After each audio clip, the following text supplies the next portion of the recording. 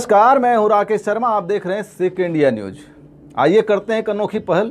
भारत का एक सुनहरा इतिहास है जो कड़वा है और मीठा भी है। वजूद की लड़ाई में एक अनसुलझा रिश्ता भी है। जंग है नेतृत्व की, जंग है शासन की, क्योंकि ये कोई मुल्क नहीं, अमेज़न का जंगल जो ठहरा। और आपको मालूम है, जंगल का राजा शेर होता है और इस जंगल में इंसान रहते हैं और इंसान में होती है इंसानियत, मानवीय संवेदनाएं जो हर किसी के लिए उदार हो, बगैर किसी भेदभाव के निर्बाध ऐसा होता रहे। इसके लिए कोई मुल्क बनाता है कानून जो लोकहित में सर्वोपरि हो, जनता के लिए सर्वोपरि हो।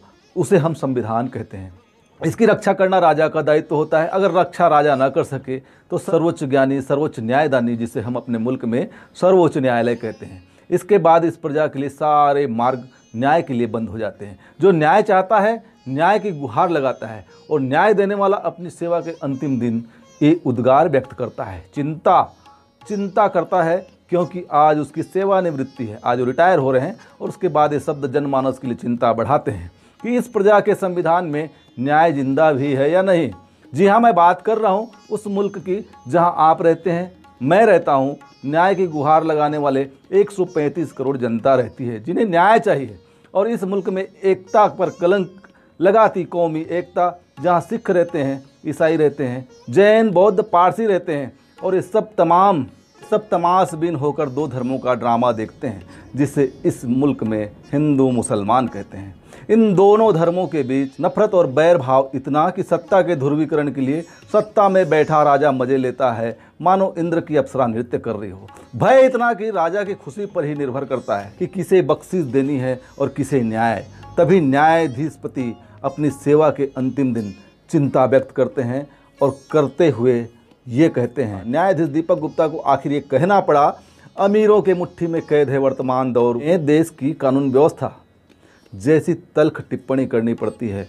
बुधवार 6 मई को इस तल्ख टिप्पणी से न्याय व्यवस्था झंझना उठी। आखिर क्यों?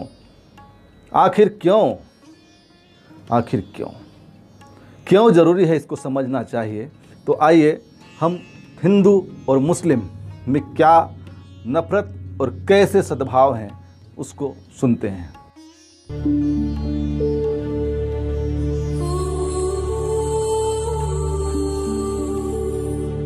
मुसलमानों का मोहल्ला। मेरा एक दोस्त अक्सर कहता था कि ये कौमी एकता की बातें बस कहने में अच्छी लगती हैं। कहता था कि तुम कभी मुसलमानों के मोहल्ले में अकेले गए हो? कभी जाकर देखो, डर लगता है। वो मुसलमानों से बहुत डरता था। हालांकि उसे शाहरुख खान, आमिर खान, सलमान खान बहुत पसंद है। वो उनसे नहीं डरता था, बस मुसलमानों से डरता था। वो मेरे साथ इंजीनियर बना। विज्ञान में उसकी दिलचस्पी इतनी कि कहता था कि अब्दुल कलाम की तरह मैं एक वैज्ञानिक बनना चाहता हूं और देश का मान बढ़ाना चाहता हूं। वो उनसे नहीं डरता था, बस मुसलमानों से डरता था। वो क्रिकेट का बड़ा शौकीन था, खासकर अजहरुद्दीन की बैटिंग का, ज़हीर खान और इरफान खान की लहराती हुई गेंदों का। कहता था कि ये तीनों जादूगर हैं, ये खेल जाए ना तो हम कभी हार नहीं सकते।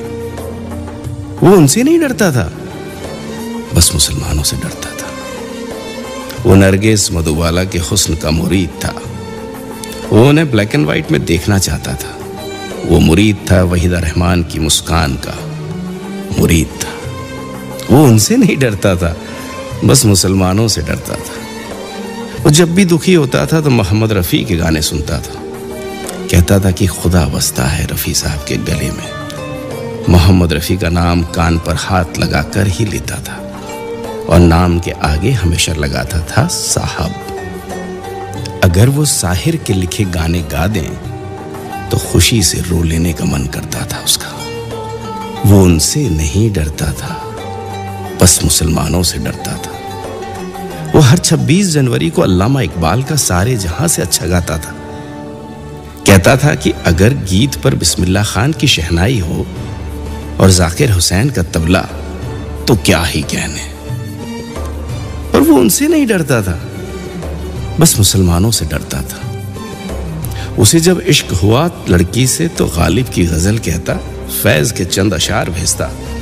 इन्हीं उधार के उर्दू शेरों पर मिटी उसकी महबूबा। वो आज उसकी पत्नी, वो इन सब शायरों से नहीं डरता था बस मुसलमानों से डरता था। बड़ा झूठा था मेरा दोस्त, बड़ा भोला भी।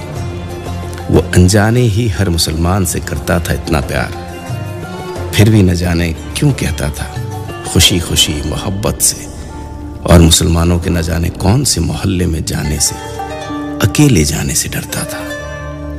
दरअसल वो भगवान के बनाए मुसलमानों से नहीं डरता था, शायद वो डरता था सियासत, अखबार और चुनाव के बनाए उन काल्पनिक मुसलमानों से, जो कल्पना में तो बड़े डरावने थे, लेकिन असलियत में ईद की सेवइयों से ज्यादा मीठे थे।